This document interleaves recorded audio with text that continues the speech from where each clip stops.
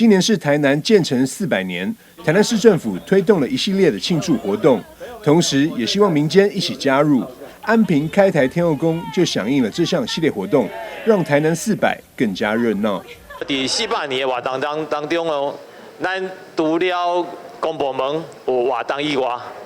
咱一直希望讲，咱民间爱有一寡自主性的活动，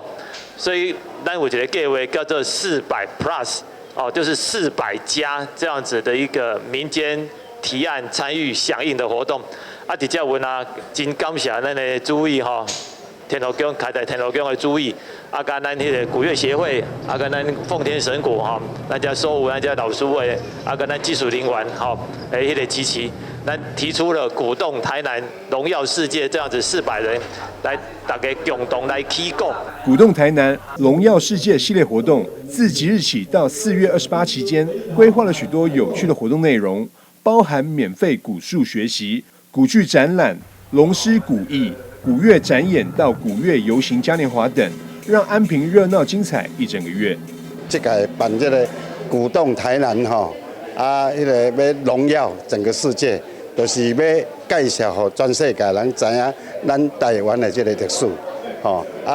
真难得啦，咱这个迄个活动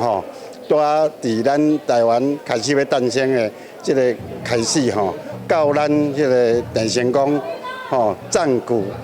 宣扬的时阵，来收复台湾，